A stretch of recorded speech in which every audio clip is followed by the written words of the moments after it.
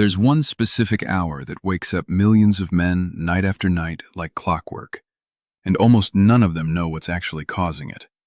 It isn't your bladder's internal clock. It's something that happened hours earlier, and most men never once trace it back. I'm 83, and my 3 a.m. wake-up call finally stopped. In the next few minutes, I'll tell you exactly what quiet trick did it. These days, 3 a.m. is just another hour of sleep to me, indistinguishable from midnight or 5. I stayed at a friend's cabin last month with no real routine at all, and I still slept clean through, which would have been unthinkable a year ago. I'm not telling you that to brag. I'm telling you because I spent years assuming this specific hour was simply mine to endure. For years, 3 in the morning was as reliable as an alarm clock, except nobody set it and nobody could reach over to turn it off. I'd wake with that unmistakable pressure, shuffle to the bathroom and lie back down knowing full well I had maybe 2 more hours before the day actually needed to start. I assumed it was simply my bladder's internal clock, some fixed biological rhythm that had locked onto that specific hour for reasons beyond my control. I never once thought to trace it backward, hour by hour, to anything I'd actually done the evening before, the way you might trace a headache back to something you ate rather than assuming your skull simply decided to ache that day for no reason at all. I'd had a glass of wine most nights with dinner for decades, the same modest, unremarkable habit millions of ordinary people share. I'd have a coffee sometimes in the late afternoon if I felt sluggish, nothing that ever felt excessive or worth questioning. Both felt so ordinary, so woven into the shape of an average day, that neither ever registered as something worth examining. Wine with dinner was just what dinner included, the same way silverware was. Questioning it felt almost like questioning whether I should eat dinner at all, an absurd thing to even consider doing. I'd tried nearly everything else by that point, less water, generally, a different pillow, even a white noise machine my daughter insisted would help. None of it touched the 3 a.m. pattern specifically, because none of it addressed anything actually causing it. I remember the white noise machine especially, since it became something of a running joke between my daughter and me. She'd bought it convinced it would solve everything, and I dutifully used it for weeks, waking at exactly the same hour regardless, both of us slowly losing faith in it together without ever quite admitting the thing simply wasn't going to work. It still sits on my nightstand, unplugged now, a small, quiet monument to how many wrong turns a person can take before finding the right one. Every so often I catch myself glancing at it and thinking about how confidently we'd both believed, for a while, that the answer had to be something you added to the bedroom rather than something you removed from the evening hours before it. Looking back, I think we were both treating the symptom as though it existed in isolation from everything else in my day, as though the right pillow or the right sound machine could override whatever was actually happening internally at that specific hour. Neither of us ever thought to ask what might be driving the timing itself, since the timing felt like the most fixed, unchangeable part of the whole pattern, immune to any adjustment either of us could imagine making. Here's the plain thing nobody ever explained to me. Both alcohol and caffeine are diuretics, meaning they increase urine production, and both are also direct bladder irritants, meaning they can trigger the urge to urinate even when the bladder isn't especially full. Depending on timing and how your body processes them, either one can still be actively working against you 6 to 8 hours after you drank it, which lines up almost exactly with a 3 a.m. wake-up if your last drink was with dinner. That endurance, more than anything, is exactly what reframed everything once I stopped accepting it. The bladder irritant effect of both caffeine and alcohol is well documented and directly measurable, and unlike a lot of factors involved in nighttime symptoms, this one is entirely within your control, adjustable by nothing more than timing. For 11 years, the bathroom ran my nights. Up at midnight, up at 2, up again at 5, a weak little stream each time and never quite empty. I'd lie there staring at the ceiling, knowing I'd drag through the next day half awake. I thought it was just age. It wasn't. Here's what no one ever sat me down to explain. The prostate crowds the channel your urine runs through, so the bladder never fully drains, it just fills right back up within the hour. That's why you go and go again. It was never weakness. It was never getting old. And the pills they kept handing me, they left me dizzy every time I stood, gave me that strange, dry finish where almost nothing came, and the nights never changed. But there is a gentle way to help that bladder empty the way it's meant to, without any of that. At 83, I finally sleep through the night again.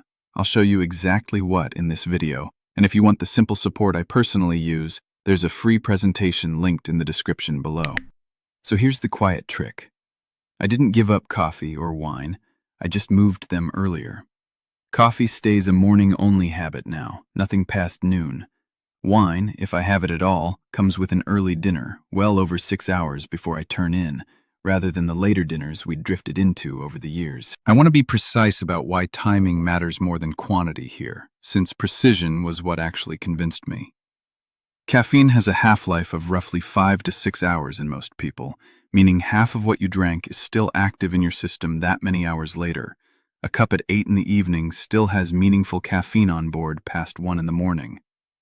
Alcohol works differently, but similarly interferes with sleep architecture and bladder signaling for hours after it's consumed, well past the point where you'd feel any of its more obvious effects. I started keeping a rough mental cutoff, nothing with caffeine or alcohol within 6 to 8 hours of my usual bedtime, and treated it as a real rule, not a loose suggestion I'd abandon on a tired night when I wanted the extra lift. The hardest part, honestly, wasn't the coffee. It was the wine, since dinner without it felt strange for the first week or two, a small ritual missing from an evening that had included it for decades. I didn't eliminate it, which helped psychologically more than I expected. I just moved it earlier, which meant the ritual stayed intact, only shifted a few hours on the clock, and that distinction made the whole adjustment feel like a modification rather than a loss. I added a couple of other pieces around it.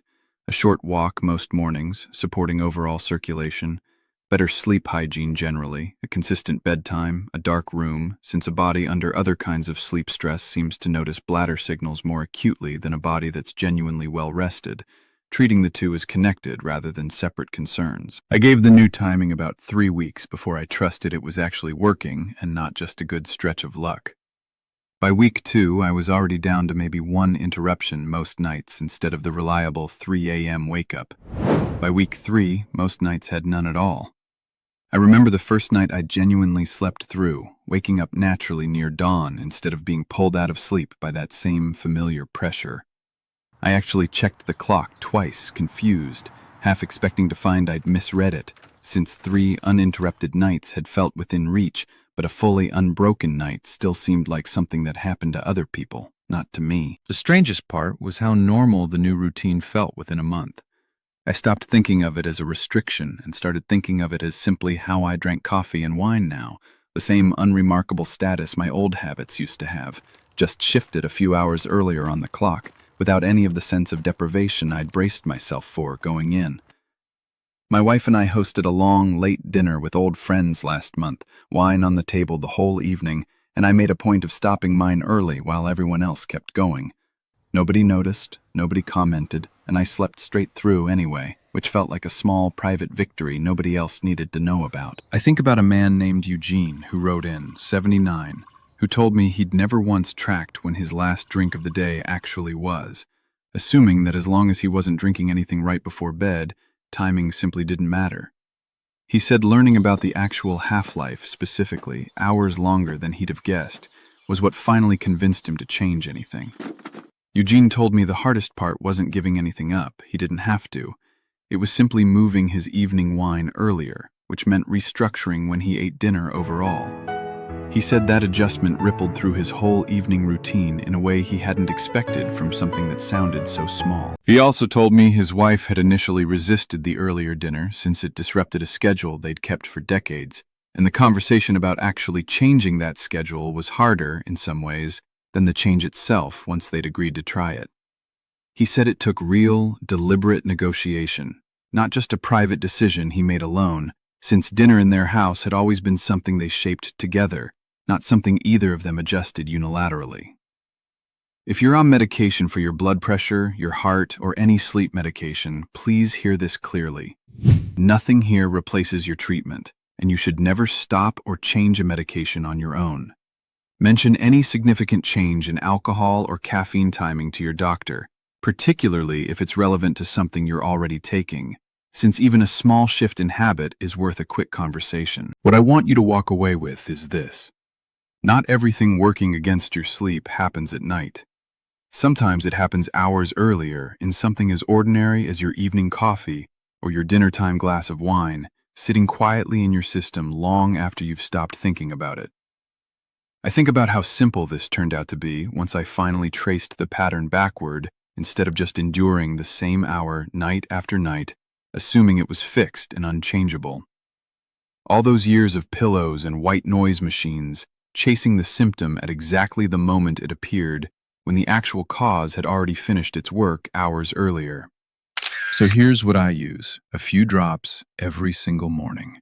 And let me be honest about why it works. One herb on its own nudges one thing, but your prostate answers best when several signals are calmed at the same time: the flow, the emptying, the pressure behind it. That's why what I take brings them together, concentrated, working as one, not a single ingredient hoping to do everything. Stronger stream, full emptying, quiet nights, your freedom back. And none of the trade-offs, no dizziness, no dry finish, nothing taken from you as a man. It's linked right under this video. Go see it for yourself. It won't replace good sleep or your own doctor. It's there to support your body. At 83, I sleep through. It is not too late for you. I think about the man I was, waking at the same hour every night and calling it just his body's clock, resigned to it the way you're resigned to weather. And I think about the man I am now, who traced it back to something adjustable and fixed it. No white noise machine required. If you've ever had a reliable wake-up hour you assumed was simply fixed, chasing every fix except the actual one, tell me about it in the comments. And if this kind of honest, specific explanation is useful to you, go ahead and subscribe. There's more of this ahead, every single week, and I genuinely read every comment myself, white noise machine confessions included.